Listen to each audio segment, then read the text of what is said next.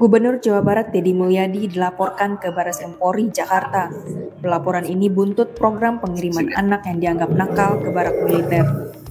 Laporan dilayangkan oleh seorang wali murid dari Kabupaten Bekasi, Jawa Barat, Adel Setiawan. Adel mengaku telah menyerahkan dokumen-dokumen kronologi video selama proses anak di barak militer yang terindikasi terdapat pidana seperti pasal 76H Undang-Undang Nomor 35 Tahun 2014 tentang perlindungan anak. Selain melanggar Undang-Undang tentang perlindungan anak, Deddy Mulyadi juga tidak memiliki payung hukum dalam menjalankan program tersebut, melainkan hanya sebatas surat edaran.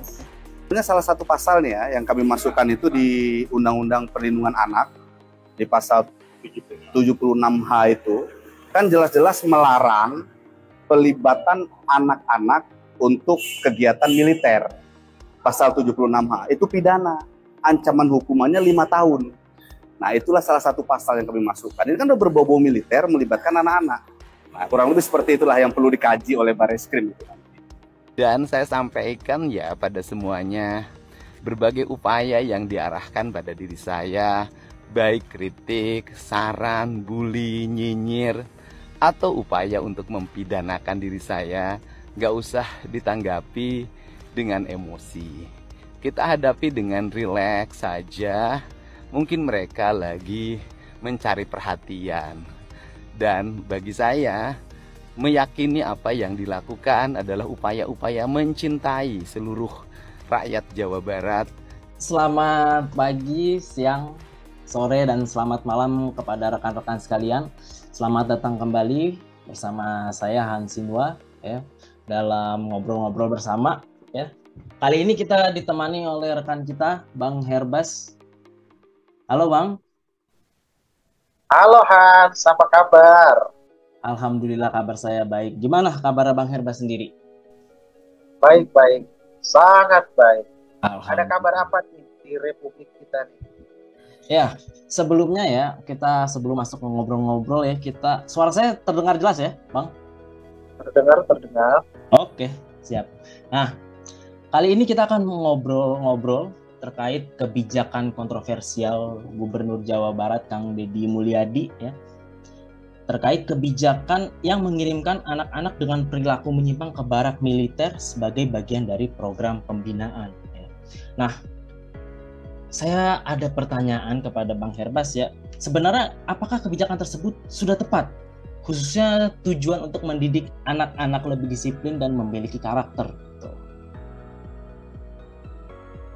Coba deh, sebelum kita menjawab pertanyaan itu, terkait dengan tepat dan tidak tepat, gitu kan pertanyaannya. Nah, tepat dan tidak tepat itu kan sebenarnya sangat relatif, tergantung kebutuhan yang sangat aktual yang ada di dalam masyarakat, yang menjadi realitas publik sekarang.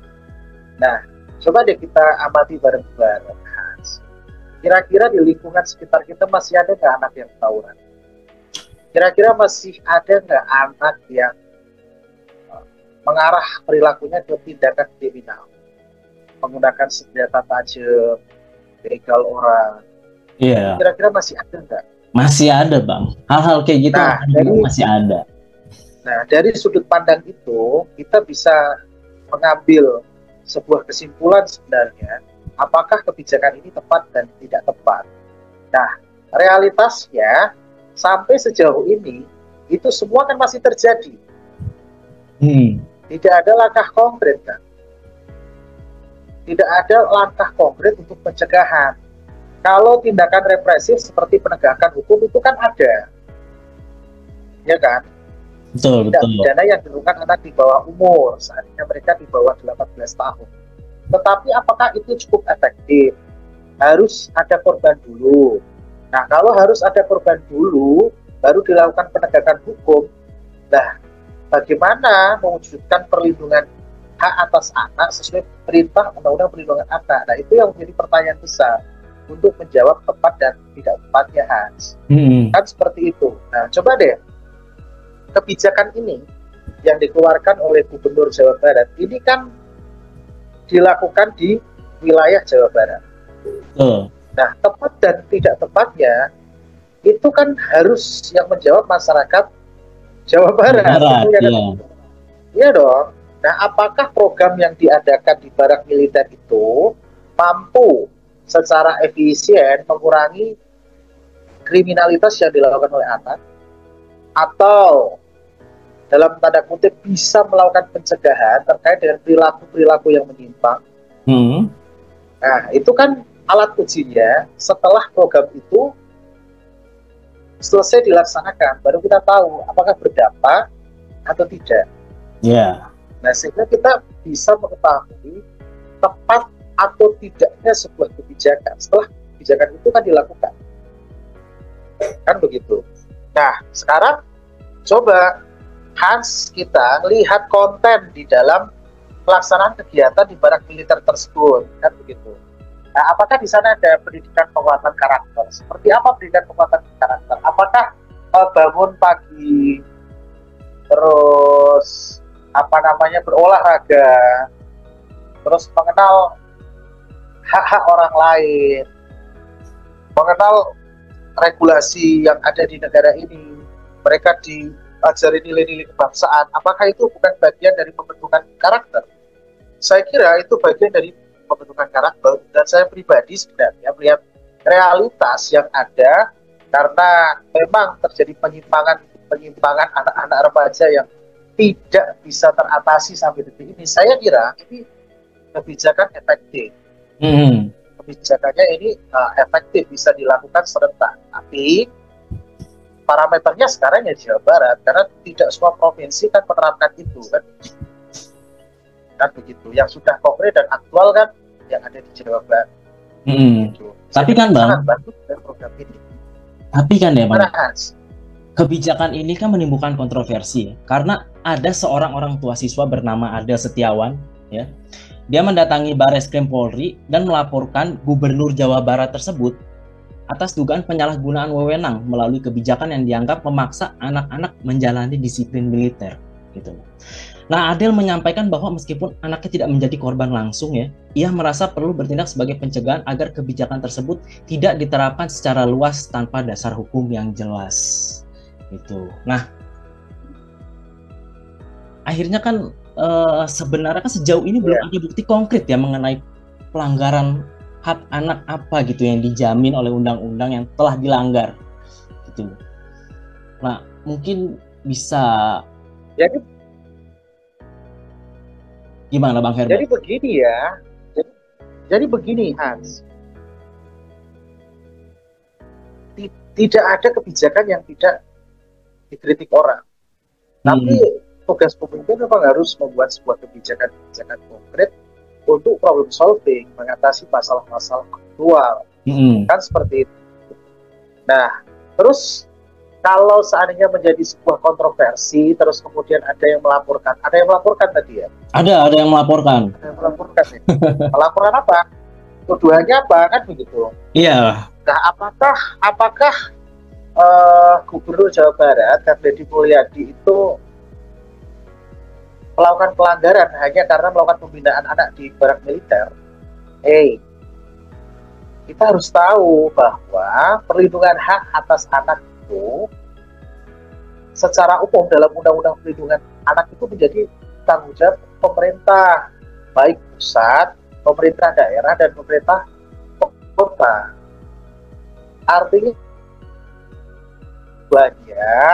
untuk menjaga hak-hak anak, membangun mentalitas anak, membawa mereka pada perlindungan agar mental mereka lebih sehat, itu juga menjadi tanggung jawab pemerintahan provinsi yang begitu gubernur, Mas.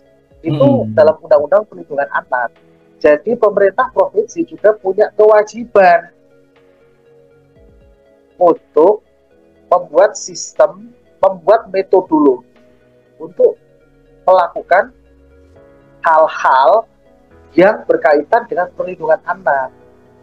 Nah, itu yang pertama. Kalau itu diasumsikan gubernur tidak punya kewenangan untuk melakukan pembinaan anak-anak yang perilakunya menyimpang, yang berpotensi melanggar hak-hak orang lain.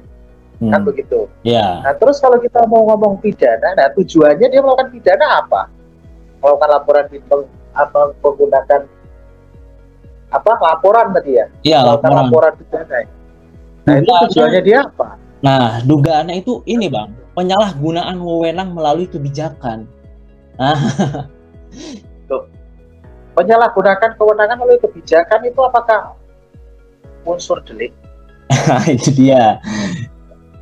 Atau itu unsur administrasi, pelanggaran administrasi. Nah, kan seperti itu Iya, dong. betul. Jadi kalau memang ada keputusan pemerintah, kan keputusan tata usaha negara ya. Iya, betul. Nah, kira-kira mekanismenya pidana atau administrasi? Itu dia, ya betul. Itu kan pidana atau administrasi gitu. Nah, terlebih-lebih orang yang melaporkan ini kira-kira anaknya ikut program di barak militer enggak? Nah, iya. Tadi kamu bilang dia tidak menjadi korban langsung. tidak menjadi korban secara langsung. Ya. Nah, tidak pernah terdampak secara langsung. Nah, bagaimana? Kan pidana ini kan melindungi hak orang. Hukum itu yang melindungi hak orang. Dan peristiwa hukum itu bisa dikualifikasikan ketika sudah ada peristiwanya kan. Iya. Ada kerugiannya, ada korbannya kan begitu. Iya. Sudah ada korban, sudah ada kerugian. Gitu. Betul. Jadi saya kira langkahnya kurang tepat kalau ini menjadi delik pidana. Karena ini kan kebijakan yang diterjemahkan melalui Undang-Undang Perlindungan Anak bahwa pemerintah provinsi itu juga punya kewajiban untuk melakukan pembinaan dalam hal perlindungan terhadap anak. Gitu Hans. Jadi kalau kepidana itu kayaknya salah, kurang tepat langkahnya ya Bang Herbas ya. Ya kurang tepat dan kurang ruang. Karena ini gubernur yang melakukan hanya KDM. Iya. Saya dengar Gubernur Bengkulu juga mengikuti program untuk barak militer. Tapi ini akhirnya bisa menjadi sebuah realitas sosial, selain sosial juga menjadi realitas politik ya, bahwa masyarakat akan melihat kira-kira sejauh mana para pemimpin di negara ini untuk peduli dengan hal-hal yang sifatnya konkret yang bersentuhan langsung dengan kehidupan masyarakat terkait eksistensi anak. Jadi saya kira ini kebijakan yang sangat bagus, dan kalau itu bisa berhasil, saya kira Jawa Barat menjadi parameter Indonesia untuk melakukan metodologi yang sama terkait dengan pembinaan anak-anak yang kebetulan perilakunya berubah. Itu Hans. Oke.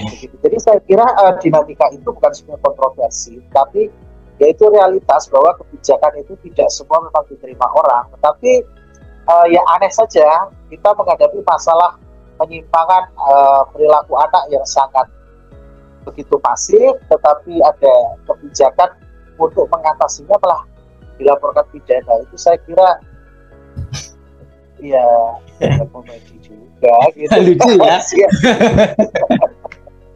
ya.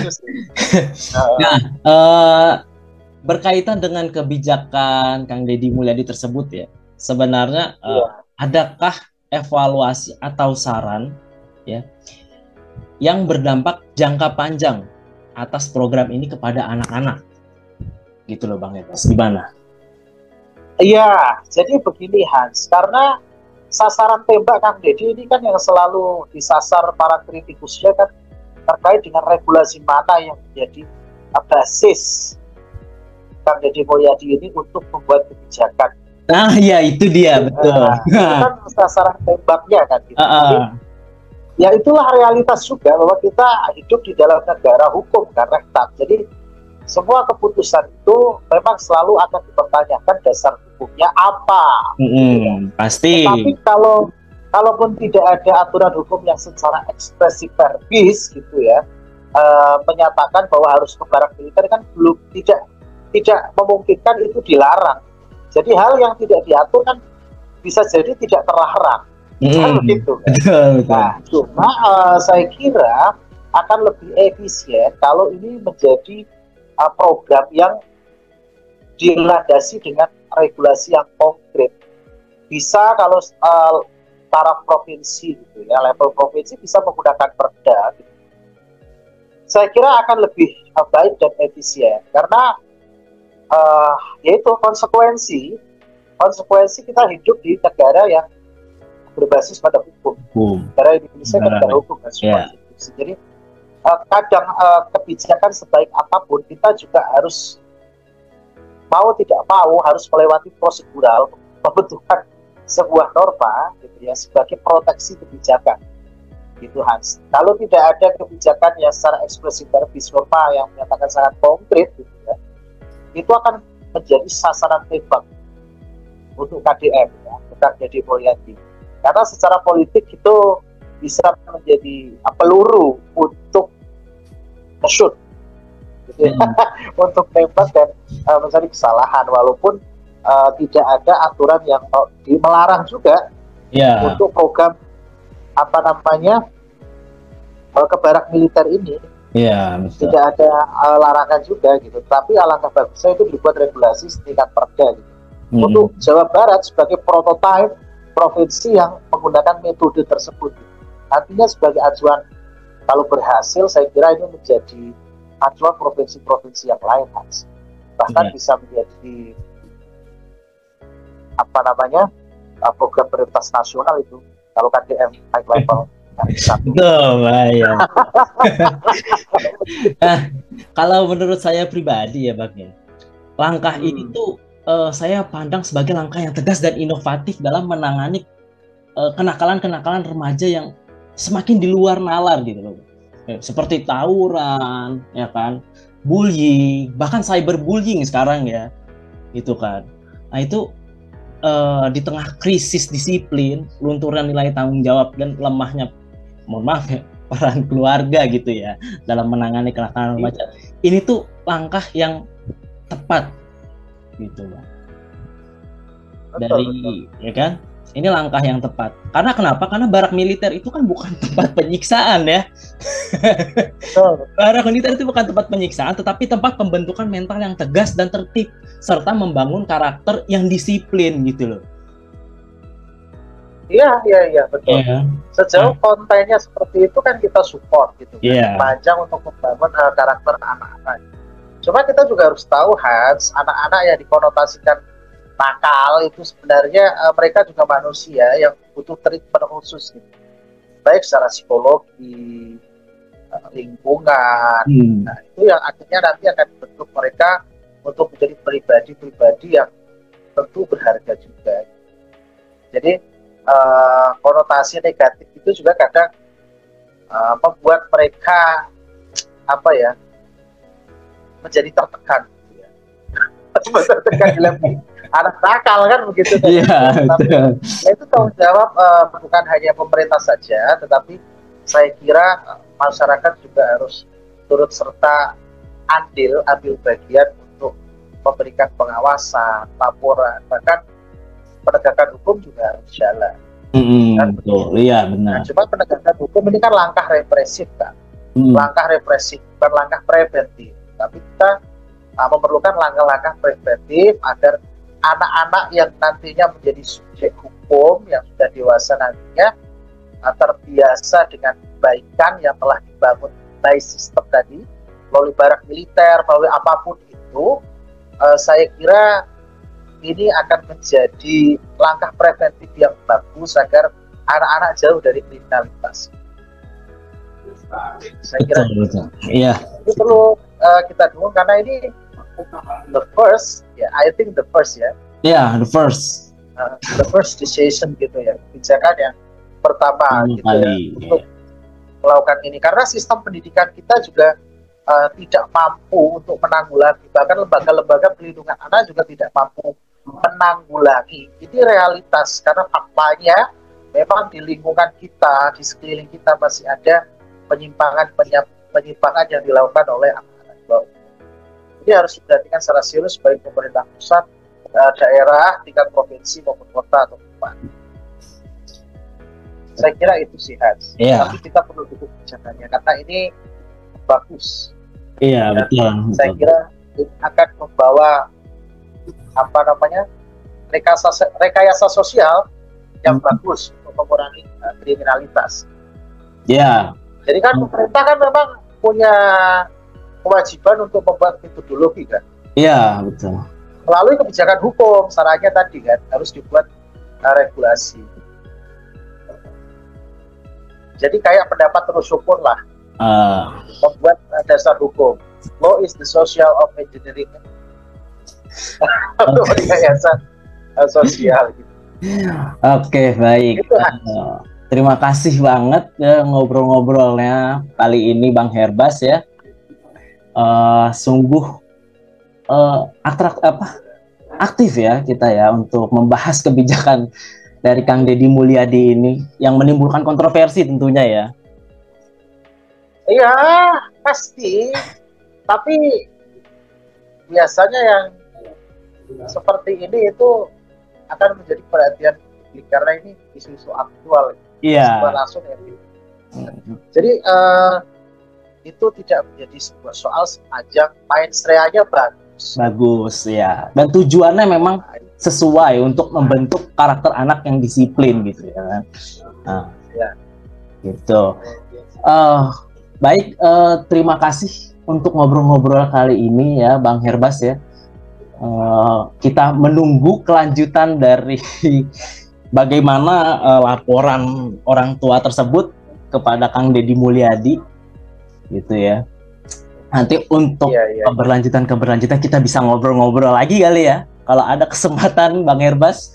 Ya tentu saja kita juga ingin mengetahui kan endingnya bagaimana. Itu dia. Jadikan sebagai gebrakan Kang Deddy Mulyadi ini kira-kira endingnya apa kan begitu. Iya. Goalsnya apa dan kira-kira ini efisien apa. Nah kalau efisien saya kira bisa diterapkan. Oke. Baik, terima kasih Bang Herbas kesempatan kali ini ya. Saya ucapkan terima kasih kepada rekan-rekan sekalian. Kalau memang dirasa bermanfaat bisa di-share ke rekan-rekan lainnya gitu ya.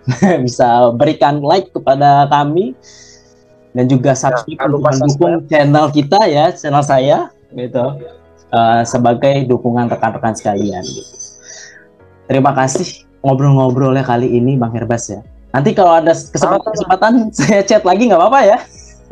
Nggak apa-apa lah, kita ngobrolin semua kebijakan yang ada di Republik kita ini. Baik. Terima kasih kesempatan kali ini. Saya pamit undur diri. Terima kasih kepada rekan-rekan sekalian juga. Selamat pagi, selamat siang, selamat sore, dan selamat malam rekan-rekan sekalian. Terima kasih.